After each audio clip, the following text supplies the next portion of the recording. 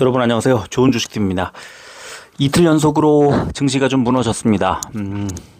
어제하고 비교해 보면은 어제보다 약간 나아졌다는 거죠. 그러니까 상승 종목이 어제는 뭐 코스피 코스닥 합쳐서 290 종목에 불과했는데 오늘은 코스피만 289 종목이 올랐으니까 코스닥은 500 종목 넘게 올랐으니까 어제보다는 분위기가 좋아진 거는 맞아요. 그리고 코스닥이 어제는 많이 빠졌었지만 오늘은 그래도 0.3%대 하락을 했으니까 어제보다는 분위기는 분명 나아졌습니다. 그 이유는 이제 여러 가지 이유가 있는데요. 첫 번째로 보면은 일단은 미국 선물 지수가 상승하고 있었죠. 미국의 선물 지수는 그러면 왜 상승했을까? 일단 일본에서 금리를 미국이 뭐 올린다고 위협을 하든 말든 우리는 완화 정책 이제 양적인 완화 정책을 좀 쓰겠다. 그런 거를 이제 일본 중앙은행이 발표를 했고요.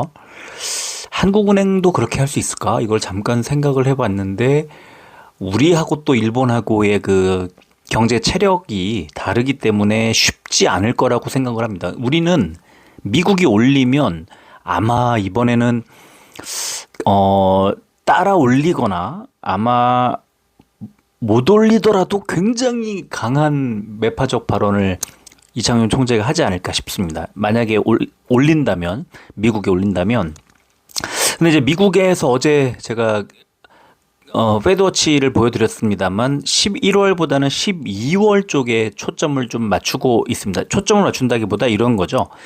11월은 아직 아니겠지 하는 거죠. 11월에 금리를 올리지는 않겠지. 그러니까 다시 말하면 지금의 그 파월의 발언 속에는 진짜 올린다는 것과 아니면 정말 안 올릴 건데 정말 무섭게 시장을 다그치는구나의 시각 차이가 있고 그 시각 차이가 나름대로는 힘의 균형을 이루면서 그 시장 분위기를 바꿔놨다는 거예요. 그게 이제 두 번째 이유고요. 그러니까 세 번째 이유는 저는 이렇게 봅니다. 빠질 만큼 빠져서 나스닥이든 뭐 다우존스든 S&P 500이든 지금 빠질 만큼 빠져서 더 빠지기가 어려운 구간까지 왔기 때문에 어제 나스닥 일봉을 보면서 이거 이렇게 되면은 오늘 우리 증시도 어느 정도 조금 빠진 다음에는 반등이 나오겠는데라고 생각을 했는데 오늘은 일단 물론 오후장이 좀 좋기는 했습니다만 상대적으로 근데 그 이유는 일단 기관의 매수가 좀 들어왔어요. 오후에 금융투자 쪽에서 이제 들어왔습니다. 그런데 아직은 시장이 전반적으로 올랐다고 보기는 좀 어렵고 다음 주 월요일 정도에 아마 반등을 하지 않을까 하는 기대를 좀 갖게 됐는데 오늘 예상했던 흐름이 다음 주 월요일에 그대로 실현될 가능성이 좀 있다고 봅니다. 오늘 밤 미국 증시의 고비가 한 번 더 남아 있지만 오늘 밤에 미국 증시가 지금 선물지수가 조금 이제 받쳐주고 있는 상승하고 있는 것을 유지해서 미국 증시가 어느 정도 반등이 나와주거나 또는 더 빠지지 않고 좀 버텨준다면 보합권에서 버텨준다면 우리 증시도 내일이 아니죠. 월요일 날 아마 그래도 좀 더 빠지지는 않는 그런 흐름을 만들어낼 수도 있을 것 같아요. 굉장히 복잡하고 또 추석 연휴까지 앞두고 있기 때문에 추석 연휴에 수요일 날 돈을 찾으려면 월요일 날 매도를 해야 되잖아요. 그래야만 수요일 날 돈을 찾고 추석 연휴에 이번에 또 연휴도 긴데 돈을 써야 되는 분들이 많이 있을 거예요. 우리 원래 항상 연휴 때 보면은 수급이 막 꼬여요. 이 마지막 거래일에, 월요일에. 그리고 이제 화요일, 수요일에는 어차피 추석 때 사용할 자금도 아니고 이제 그 명절 연휴 이후의 흐름에 대한 전망을 가지고 이제 사거나 팔거나 할 텐데 저는 다음 주에는 월요일보다는 화수가 더 나을 거라고 보고요. 또 월요일에도 오전에 보다는 오후가 더 나을 거라고 보고 이렇게 전략 후강 쪽으로 생각을 하고 있습니다. 지금 지나치다기보다는 좀 많이 빠졌기 때문에 그런데요. 오히려 미국에서는 지금 생각보다 덜 빠졌어요. 빠졌지만 아주 어디까지 빠질지 바닥을 알 수 없게끔 만들면서 뭐 패닉 셀링을 하고 있는 그런 게 아니고요. 적절한 지점까지 어느 특정 지점까지 이렇게 살짝 빼고 또 눈치 보고 살짝 빼고 눈치 보고 이런 구간이 지금 만들어지고 있거든요. 그래서 이거를 잘 봐야 됩니다. 그렇지만 또 전략 후강이 될 거라고 다음 주에 잘 갈 거라고 예상은 하지만 오늘 종목별로는 또 많이 빠진 종목도 있고 좀 덜 빠진 종목도 있고 오른 종목도 있을 거잖아요. 좀 많이 빠진 종목은 그냥 비중을 줄이는 게 맞다. 그래야만 뭐 다음 주에 반드시 잘 갈 거라는 보장이 있는 건 아니잖아요. 그러니까 제가 볼 때는 요즘 같은 이런 좀 어수선하고 혼란스러운 시장일수록 더더욱이 어떤 기준을 세우고 자신만의 그 투자 원칙을 세우고 그 원칙에 맞게 투자를 해야 된다. 무조건 오르는 종목 없고요. 무조건 빠지는 종목 없습니다. 또 무조건 뭐 계속 한도 끝도 없이 올라가는 종목 없고요. 한도 끝도 없이 내려가는 종목도 없습니다. 그래서 적절한 타이밍에 적절히 반등하는 종목을 잡아채기 위한 그 무기, 다시 말하면 현금을 좀 많이 가지고 있어야 된다. 이 변동성이 커질수록 우리나라에는 변동성 지수라는 게 있잖아요. 변동성 지수가 제가 보여드리는 첫 번째 화면에 보여드리는 것에 그 코스닥 종합 밑에 보시면 변동성 지수라는 게 있어요. 그 변동성 지수가 시장이 혼란스러울 때는 올라가고 이제 뭐 빅스 지수라고 부르기도 하는 그 변동성 지수를 이제 보여주는데 오늘도 1.58%가 올랐어요. 그러니까 변동성이 커지고 있다는 뜻입니다. 장중에 등락이 오르고 내리고 그 움직이는 폭이 커진다는 뜻인데요. 그래서 이제 오히려 변동성이 좀 커지면은 바닥권에 있는 걸 잡아서 급등할 때 쫓아갈 수도 있고 이렇게 오히려 수익을 낼 수 있는 확률도 높아지고요. 반대로 손실을 크게 입을 확률도 같이 높아집니다. 그래서 리스크 관리를 하시고 좀 보수적인 투자를 하시는 분들은 이 변동성 지수가 높아지는 날에는 매수를 하지 않는 게 좋고요. 반대로 이제 조금 그 스릴을 즐기신다거나 뭐 수익을 크게 내려면 리스크가 클 수밖에 없지 뭐 하면서 하이 리스크 하이 리턴이라고 하죠. 보통 이 리스크가 클수록 또 돌아오는 수익도 큰 법이니까 이 변동성이 클 때는 그런 특징이 있어요. 그래서 보수적인 투자를 저는 권하고 싶고 저도 그런 식으로 하려고 애를 쓰지만 반대로 변동성이 클 때 또 매매 전략을 잘 세우면 오히려 수익을 더 키울 수도 있는 그런 구간이니까 그것도 뭐 흥미로운 지점인 것 같고요. 또 최근에 이렇게 많이 빠진 지점이 이제 지나가는 타이밍에 연휴 지나고 당장 다음 주 월화수 중에 매매 잘해도 연휴 끝나고 또 반등할 가능성도 뭐 높기 때문에 좀 많이 빠져 있는 구간이기 때문에 연휴가 굉장히 즐거울 것 같아요. 흥미롭고 좀 재미있게 보낼 수 있지 않을까. 종목들을 찾고 이제 뭐 들여다보고 분석하고 이러면서 재미있게 보내지 않을까 그런 생각을 또 해봅니다. 자, 오늘 보니까 289종목이 올랐어요. 코스피에서 596종목이 빠졌고요. 0.27% 하락했고 코스피 100도 비슷했습니다. 코스닥은 505종목이 올랐고 1015종목이 빠졌고요. 0.39% 하락했고 코스닥 150은 0.23 대형주가 좀 더 좋았습니다. 그 바로 밑에 변동성 지수 1.58% 올랐다는 거 보이시죠? 그리고 코스피는 개인만 매수했고요. 코스닥은 기관만 매수했습니다. 특히 금융투자가 코스닥에 매수를 집중적으로 했기 때문에 선물도 뭐 많이 매수를 했습니다. 그래서 금융투자가 오늘은 코스닥의 어떤 하방을 좀 받쳐주는 그런 역할을 했습니다. 미국 선물지수는 0.3% 정도 상승하고 있고요. 원달러 환율 오늘은 약간 빠졌네요. 1336원대 기록을 했고요. 국제유가는 오늘도 약간 하락해서 89달러대 이제 89.63달러까지 내려왔습니다. 코스피는 어제 고금리 기조의 장기화 우려로 해외 증시들이 약세를 보이면서 하락 출발한 뒤에 장중에 일본 중앙은행의 완화 정책 유지 그리고 중국의 경기 부양책 발표 등으로 원화 강세를 보이면서 낙폭 축소했다. 그리고 코스닥은 어제 미국의 국채금리 급등으로 인한 기술주 약세 영향으로 하락 출발한 뒤에 장중에 원화 강세 전환되면서 낙폭을 축소했다. 이런 분석이 났네요. 코스닥은 일본 중앙은행의 통화 완화 정책 유지, 그리고 중국 증시 강세의 낙폭 일부 만회, 이런 제목으로 어제 미국 파월 연준 의장의 추가 금리 인상 시사 발언으로 국채금리가 상승하며 하락 출발한 코스닥 지수가 장중에 일본 중앙은행의 통화 완화 정책 유지, 그리고 중국의 증시 강세에 낙폭을 만회했다. 또 외국인 개인의 매도세 기반으로 한 디지털 콘텐츠 업종 등이 약세를 보인 가운데 AB프로의 나스닥 상장 계약 소식에 관련주들이 급등했다. 이런 분석이 나왔습니다. 시가총액 상위 종목들을 보겠습니다. 오늘 오른 종목 5종목이 다 1% 미만으로 올랐죠. LG에너지솔루션, SK하이닉스, 기아, KB금융, 현대모비스 5종목이 올랐고요. 그렇다고 또 빠진 종목도 많이 빠진 종목이 없었는데 셀트리온이 오늘 2.25% 하락을 하면서 14만 원대가 무너졌어요.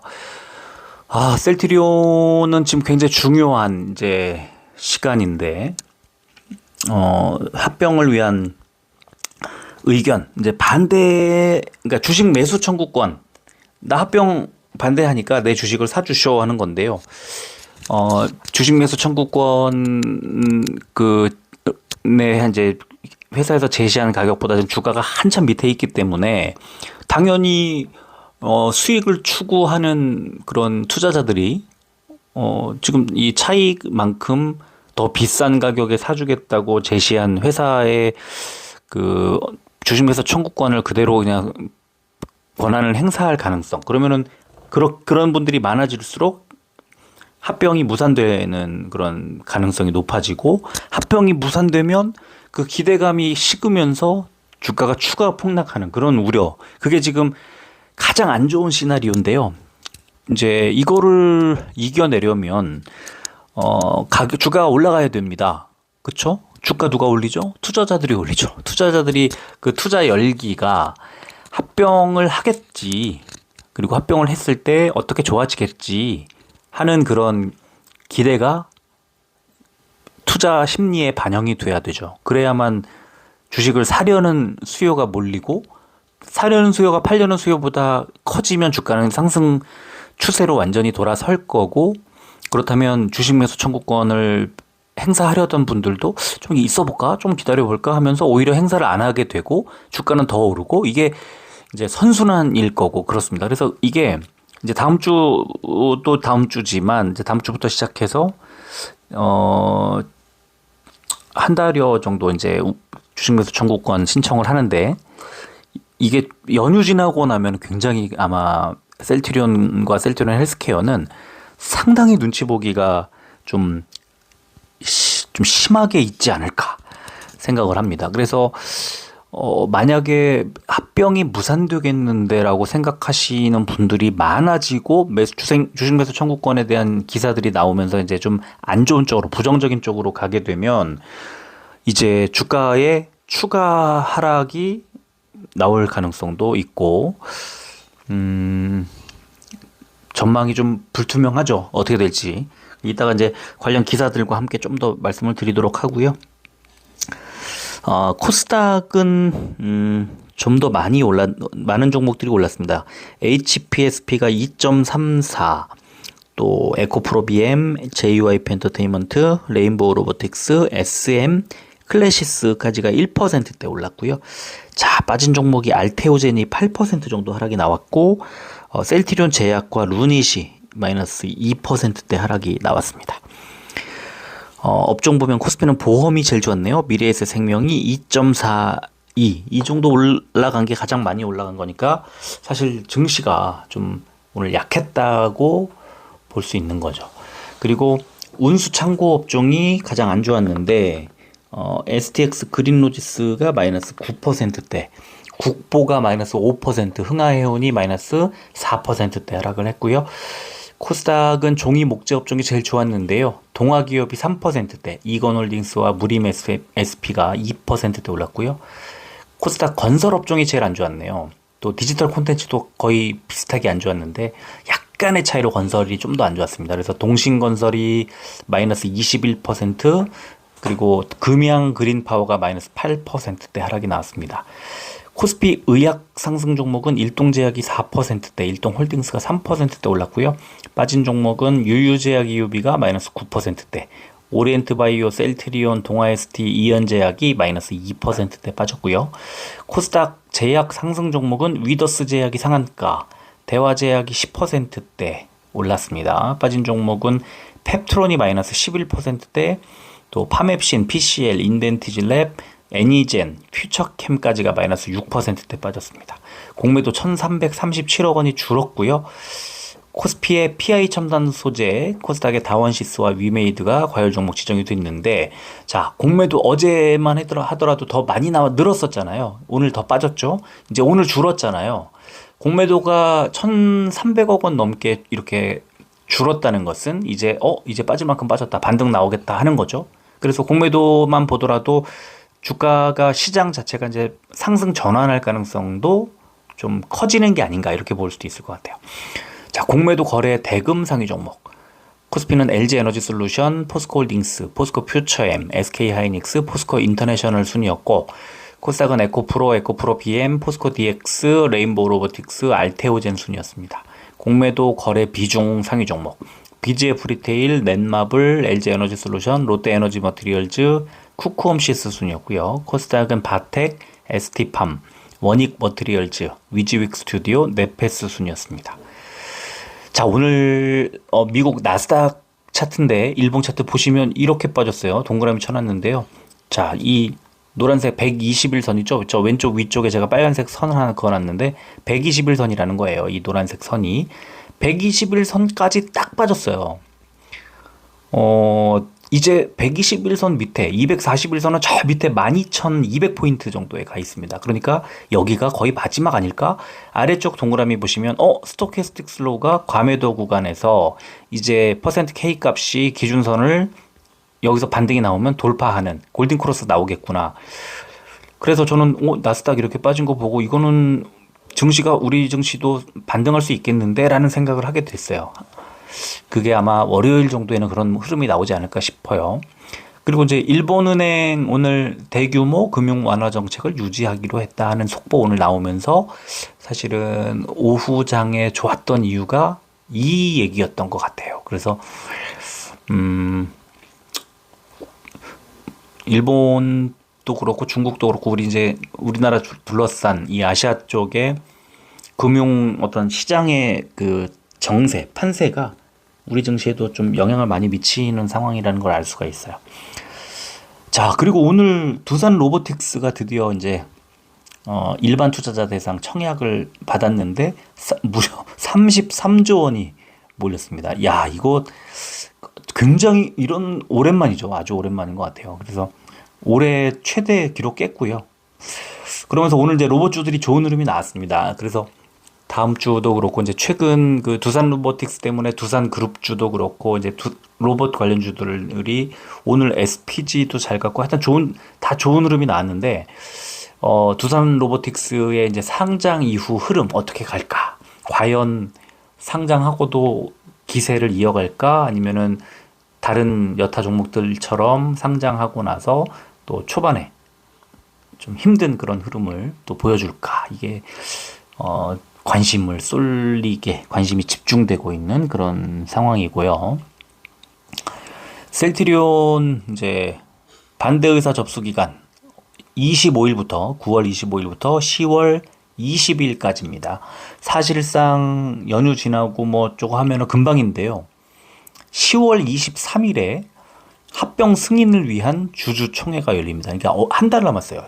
정확히 앞으로 한 달 안에 셀트리온의 합병 관련된 이슈가 이제 거의 윤곽이 드러나는 거죠. 그러면은 좋은 쪽으로, 합병하는 쪽으로, 그러니까 합병이 좋다기보다는 합병을 할 거라고 예상을 하고 움직여 왔기 때문에 합병을 하지 않을 경우에 혼란스러워질 수 있는 거죠. 그래서 합병을 하는 게 시장이 예상하는 그 범주일 거고, 합병을 하지 않으면 조금 혼란스러워서 약간 주가가 좀 더 밀릴 수 있는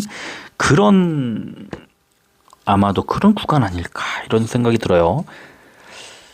그래서 지금 분명히 셀트리온 그룹주 주가가 많이 싸져 있는 구간인 건 맞고, 앞으로 사실은 뭐 호재들이 많이 있어요. 뭐 램시마이스 얘기도 있고, 오늘도 아까 뭐 나오고, 내년에 매출 기대도 좀 있고, 여러 가지 좋은 점들이 있는데, 당장 합병 불확실성 때문에 주가가 눌릴 수밖에 없어요.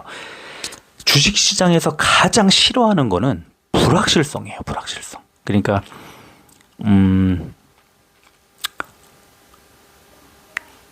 되든 안 되든 뭐 어떻게 이게 가든 안 가든, 합병이 되든 안 되든 미리 나와줘야 됩니다. 미리 알려줘야 되는데, 지금은 합병의 불확실성이 너무 커져 버렸어요. 그게 이제 해소될 때까지 10월 중순까지, 또는 어느 정도 윤곽이 나올 수 있는 한 10월 한 15일 전후로 할 때까지, 그때까지 셀트리온은 약세, 그러니까 보합권 부근에서 움직일 가능성이 좀 크지 않을까, 저는 뭐 그렇게 생각을 합니다. 자, 그리고 또 하나, 2차 전지들 양극재 8월 수출액 관련된 리포트가 하나 나왔는데요.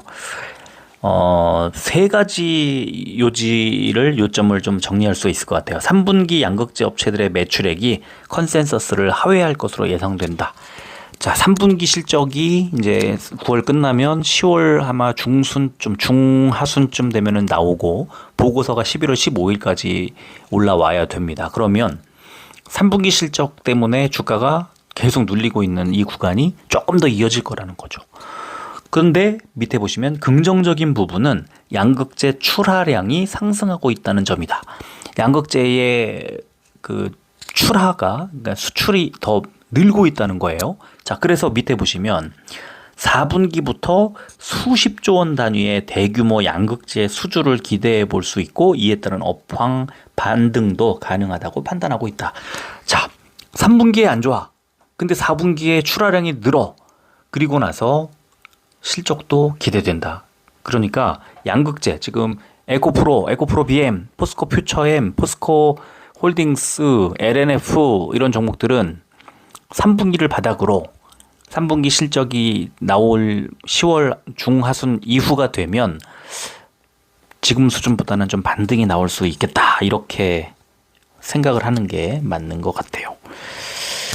자, 수급 보겠습니다. 삼성전자 개인만 매수가 들어왔는데, 외국인이 팔았지만 12만 주, 많이 팔지 않았고요. 기관도 86만 주를 덜었는데, 기관 매도가 사실 연기금이 계속 매도하고 있는 게 조금 아쉽습니다. 그리고 은행이 사고 있고 뭐 기타 법인 사고 있는데, 개인들 매수가 계속 들어오고 있는 게 조금 아쉬워요. 그래서 68,800원, 주가가 많이 밀렸기 때문에 뭐 100원 빠지고 이런 정도 수준은 견딜 수 있을 거라고 생각을 하지만, 강세로 전환할 수 있을까? 이게 약간 좀 의구심이 듭니다. 그거를 좀 조금 의구심이 들어요. 하지만 많이 빠져 있는 것도 맞기 때문에 분명히 뭐 더 빠지진 않을 거라고 생각합니다. 지금 가격대에선. 자, 에코프로 BM은 단연코 금융투자와 연기금의 매수를 보면 뭐 30만 원 돌파하는 거 시간 문제라고 볼 수도 있을 것 같아요. 그래서 저는 지금 28만 7천 원까지 어느새 많이 올라왔는데, 뭐 충분히 더 올라갈 수 있다고 생각을 하고요. 여기에 외국인이 오늘 매수로 전환, 긍정적인 신호가 나온 거죠. 그래서 에코프로 BM은 굉장히 좋게 생각을 합니다. 에코프로 외국인이 이틀 연속 매도했고 기관이 매수를 전환했는데, 금투가 샀다는 거는 되게 긍정적이에요. 근데 투신이 계속 사모으고 있죠. 그래서 조금 뭔가 모래성 같은 느낌이랄까? 그런 여러 가지 이제 좀 중에서 모래성 같은, 그러니까 조금 수급이 에코프로 BM보다는 좀 덜 한 게 맞기 때문에 주가가 잘 가기가 쉽지 않을 것 같은 그런 생각이 들고요. 자, 포스코 홀딩스는 개인만 계속 매수, 외국인이 계속 매도, 연기금이 계속 매도, 수급이 계속 꼬여가고 있어요. 주가가 이 정도면 많이 빠졌다 싶었는데, 그리고 적절한 수준까지 빠진 것 같이 보였는데, 아쉽게도 계속 하락세가 나오고 있습니다. 이게 업종 전체적으로 반등을 하기 전까지는 60 위로 올라가기가 또 다시 어려워 보이고요. 수급이 좀 뭔가 돌아와야 됩니다. 외국인이든 기관이든. 근데 다행히도 일단 금융투자가 매수를 해줬습니다. 16,700주 정도를 매수를 해줘서 금융투자는 단기적으로 그 상승을 단기 수익을 노리는 그런 투자 세력인데 일단 매수가 들어왔기 때문에 좀 뭐랄까 이 유일한 이제 긍정적인 부분이 아닐까 이렇게 생각을 합니다. 자, 셀트리온도 개인만 매수가 들어왔고 점점점 12,000, 31,000, 15만, 20만 5천 점점점 개인 매수가 세지고 있어요. 개인 매수가 세진다는 건 뭡니까? 외국인과 기관의 매도가 세지고 있다는 거죠. 그러면은 지금 보면은 외국인도 12,000에서 10만 5천, 기관도 계속 늘어나고 있고 금융투자 5일 연속, 연기금 3일 연속, 보험은 계속 뭐 연기금도 사실 계속 팔고 있고 그래서 매도를 계속 하고 있는 게 셀트리온의 수급을 이제 꼬였다 이렇게 판단할 수 있도록 만들고 있는 거고 14만 원 밑으로 빠지게 된 원인인 거고 그런데 그 이면에는 이제 주식 매수 청구권을 발동하면서 합병이 조금 부정적인 방향으로 가는 거 아니야? 이런 아마 심리가 나오는 것 같아요. 그게 이제 계속 외국인 기관들의 그러니까 그 셀트리온을 대량으로 가지고 있는 어떤 세력의 그 매도를 유도하는 그런 구간이 아닌가 이렇게 생각을 합니다. 자, 셀트리온 헬스케어는 좀 달라요. 분위기가. 외국인 기관의 양매수가 들어왔고 금투가 계속 사고 있어요. 그래서 셀트리온 헬스케어는 뭐 적어도 반등할 때 확실하게 치고 올라갈 수 있는 밑거름은 만들어내고 있다고 보고요. 제가 생각할 때는 셀트리온보다는 셀트리온 헬스케어 쪽에 약간 더 빠른 어떤 반등 그리고 좀 더 긍정적인 전망 이런 걸 할 수 있을 것 같아요. 예상할 수 있을 것 같아요. 위메이드는 어제 개인만 매수하고 외국인 기관의 양매도가 강하게 나오면서 주가가 상승했지만 좀 이상하다고 말씀을 드렸는데 오늘 주가가 많이 빠졌죠. 근데 오늘 빠지면서는 또 외국인 기관이 양 매수를 이제 통해서 이 주가를 받쳐줬어요. 그래서 뭔가 35,000원 정도에서 안정을 찾을 가능성. 그러니까 이 주가가 더 오르락 내리락 급락 급등을 하지 않고 35,000원 정도에서 그냥 유지하는 뭐 그런 느낌이 좀 있어요. 그래서 위메이드는 35,000원 정도에서 이제 반등을 할지 추가 하락할지 뭐 이런 것들이 조금 더 이제 시간을 보내면 알 수 있겠죠. 시간에 보면은 삼성전자 보합이었고요. 에코프로 BM 0.17% 500원 빠진 28만 6,500원. 에코프로 0.31% 3,000원 빠진 95만 4,000원. 포스코홀딩스 보합이었고요. 셀트리온 0.07% 100원 오른 13만 9,400원. 헬스케어 0.32% 200원 빠진 6만 1,900원. 위메이드 0.57% 200원 빠진 34,800원이었습니다. 일봉 차트 봐야죠. 삼성전자 보면은 오늘 시초가가 쭉 빠져서 출발을 했지만 양봉을 만들어내면서 결국에 121선 위로 올라탔어요. 그러니까 결국은 121선은 이제 그러니까 121선 밑으로 빼지 않고 마무리했다는 뜻이고요. 이거는 강력한 상승 반전의 신호다 이렇게 봐도 될 것 같아요. 에코프로 BM 비슷합니다. 굉장히 크게 하락한 상태로 출발을 해서 양봉을 만들어낸 뒤에 매물대 위로 쫙 끌어올리면서 마무리해서 에코프로 BM도 상승이 유력하다 이렇게 볼 수 있고요. 자, 에코프로는 단기적으로 며칠 올라가는 것처럼 보였지만 오늘 위아래 꼬리 같이 단 십자형 패턴의 캔들을 만들면서 음봉을 만들어냈습니다. 그러면 하락세로 오히려 반전할 수 있는 그런 신호가 나온 거다 이렇게 볼 수 있어서 에코프로 BM하고 에코프로는 조금 해석을 달리 할 수밖에 없는 그런 상황입니다. 자, 포스코홀딩스는 비슷한데요. 오늘 저점이 60일선 부근까지 밀렸고 여기서 상승을 하는 것처럼 보였지만 또 고점에서도 눌리면서 십자형 패턴이 나왔습니다. 물론 상승 반전에 신호가 나온 건데 단기적으로는 초록색 60일선 부근까지 추가 하락이 예상되기도 합니다. 그러니까 이게 지난주에 있었던 60일선 터치, 그리고 그 자리에서의 이제 매수 이후에 결국은 한 바퀴 쭉 돌아서 다시 60일선 부근까지 밀려 내려온 거고, 60일선 부근에서는 다시 매수 가능하다고 생각을 합니다. 자, 셀트리온은 어제 말씀드린 것처럼 14만 원 정도에 이렇게 아주 강력한 매물, 저항, 지지 이런 라인이 펼쳐져 있는데요. 오늘 13만 9,300원으로 14만 원대가 깨졌습니다. 자, 그렇다면 셀트리온이 개별 종목의 뭐 악재 뭐 이렇게 볼 수도 있겠지만, 시장이 원체 좋지 않기 때문에 코스닥의 뭐 전반적인 하락의 틈에서 같이 하락을 했다고 봐야 된다고 하면, 다음 주 초반에 14만 원 위로 바로 올려버리면 이거는 14만 원의 지지를 받았다고 볼 수 있는 거예요. 다시 말하면 14만 원을 최저점으로, 제가 어제 말씀드렸잖아요. 약간 더 하락할 수도 있겠다. 13만 9천 원대로. 그 13만 9천 원대까지 온 거잖아요. 그러면 여기서 바로 반등이 나와주면 이거는 이 강력한 지지 라인의 지지가 확인된 거고요. 그렇지 않고 월요일 날 추가 하락한다, 뭐 동시효과에서 뭐 밀린다 이러면, 왼쪽에 초록색 라인 그려놨죠. 지난해 5월에 있었던 저점 부근까지 좀 더 밀릴 가능성을 이제 염두에 둬야 된다, 이렇게 말씀을 드리고 싶네요. 자, 셀트리온 헬스케어도 마찬가지입니다. 선을 쭉 이제 그어놨는데요. 이게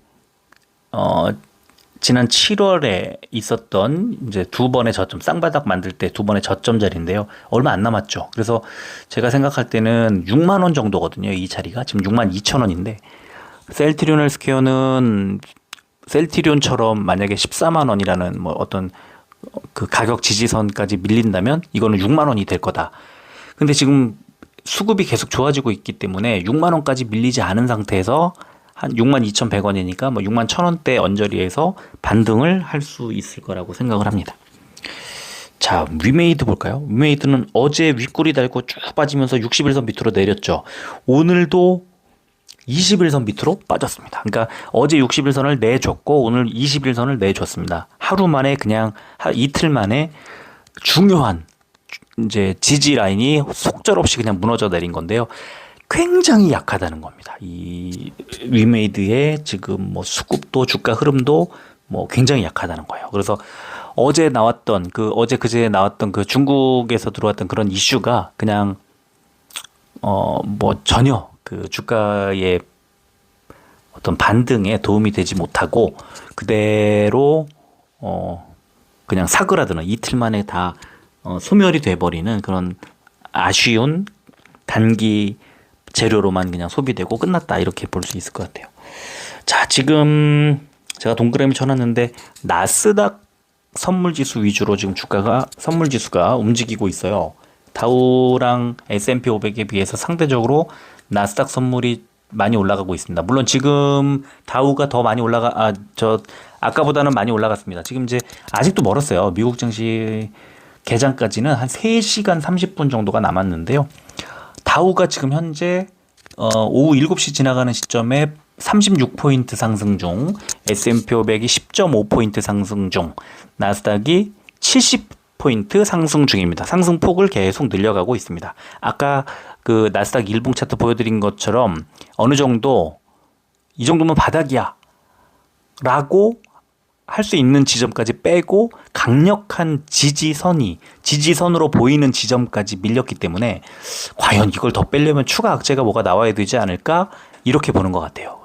반등 신호 같은 것을 만들어내고 있는 지점이다. 지금 나스닥 70포인트 넘어섰고요. 다우도 40포인트 넘어섰습니다.